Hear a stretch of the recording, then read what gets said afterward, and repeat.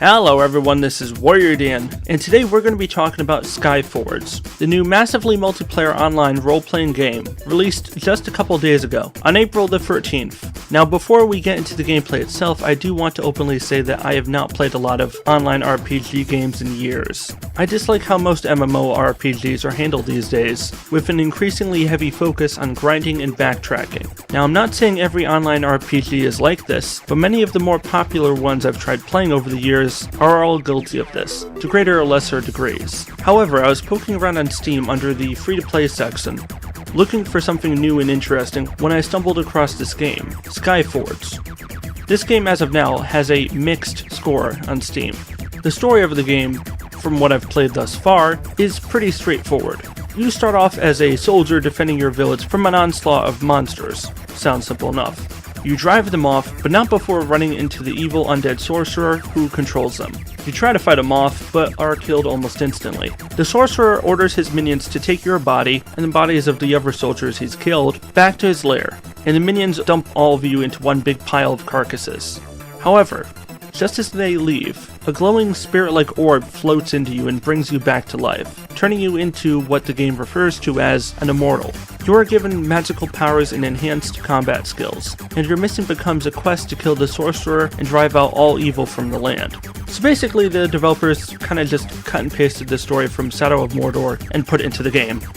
While the story is certainly not original by any stretch of the imagination, there are a number of things that do make the game a little bit more likable on its own, such as the beautifully animated cutscene interactions. Although admittedly, the beauty of these cutscenes are more than a bit tainted by the disastrous lip-syncing the players will have to suffer through.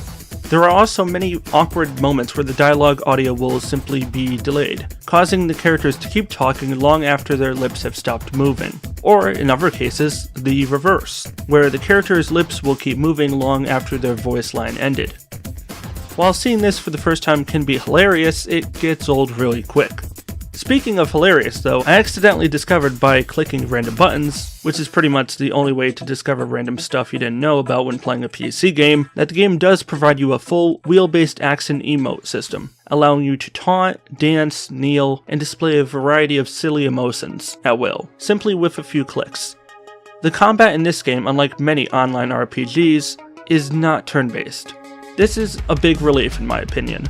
I like turn-based combat in certain games like Star Wars Knights of the Old Republic or in the XCOM series, but when it comes to online RPGs, I prefer real-time combat with a slight hint of MOBA.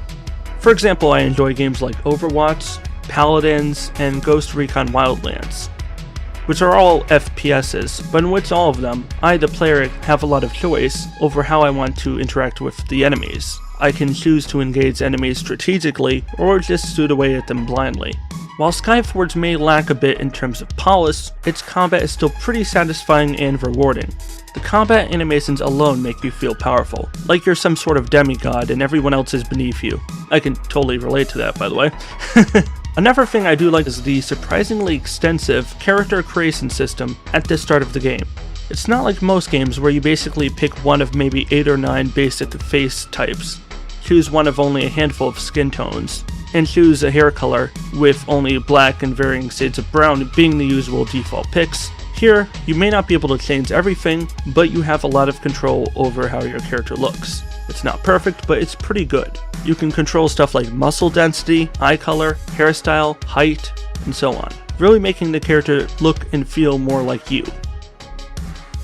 The only thing I wish they improved on here was adding different kinds of voices. Currently you basically only have one voice, which you can change the pitch of to make him sound squeakier or deeper, depending on what you want. It'd be more fun if they got additional voice actors to fill in and add some more voice diversity. I have seen a lot of complaints from other users on the game's Steam page saying they've experienced a lot of technical issues like crashes and other odd bugs. I can only say in my experience, aside from some occasional lag, the game has performed rather well, with the FPS staying roughly between 40 and 60 FPS, even during some of the more intense fight sequences. And I'm using a NVIDIA 970 GTX superclocked graphics card, which is a pretty good card but not the best one on the market. It's not exactly what you'd call cutting edge, but it's a pretty good card. So odds are if you have a decent graphics card, my guess is you should be able to run the game at a solid 30 FPS or higher, without having much issue. So is this game going to be the next big thing, and will it overtake games like World of Warcraft? Hell no. There are still several issues with the game, such as a incredibly clunky in-game HUD, which throws way too much information at the user at any given time. Also, a lack of meaningful in-game clan functionality. Right now, grouping up in-game is nearly impossible due to the poor implementation of the game's social mechanics. So if you're hoping to play with friends, I would hold off on that at least for now until they manage to patch the game in future updates. We can only hope. Also, the inability to change server region without losing your existing characters is confusing at the least. I created my character on the European servers and only now just realized that they had American servers, and when I tried to swap it over to the American servers, I was informed that I would not be able to port my existing character over to the American servers and would have to create an all-new character instead. So instead I just decided to stay on the European servers. Also, another issue that other people have reported that I have not personally seen yet, but I have seen multiple people report this, so there is some credibility to this issue. Apparently, free-to-play players are only able to earn a set amount of currency per day before hitting a cap, meaning you can't earn any more currency beyond that point during that day. Apparently, this can be bypassed if you are a premium member of this game.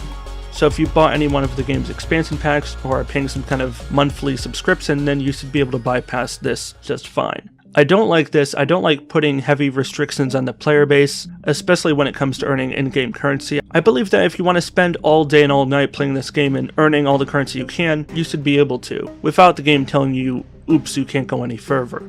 I think that's unfairly harsh on the developer's end, and I think so is a total disregard to their community. But assuming all of these issues are hopefully fixed in the near future by the developer, and new content continues to be added in subsequent regular updates, I could see this game gaining quite the cult following. Following this video, I am going to try and reach out to the developer privately and see if they are willing to comment on these topics. But for now, we're just going to have to wait and see how this plays out. So for those of you who are hardcore RPG gamers, this is definitely a game to keep on your radar, but I would recommend staying away for a little while until the developers hopefully listen to their community and fix some of the issues that are currently plaguing the game. That said, that wraps us up for today. I hope you enjoyed this video. If you did, hit that like button and tell me what you liked about it down in the comments below. You know where to find me. Let's get a conversation going here. If you're new here, feel free to check out some of my other videos here on my channel, and subscribe if you enjoy what I do and want to see more from me in the future. This is Warrior Dan signing out. Stay awesome, and peace out.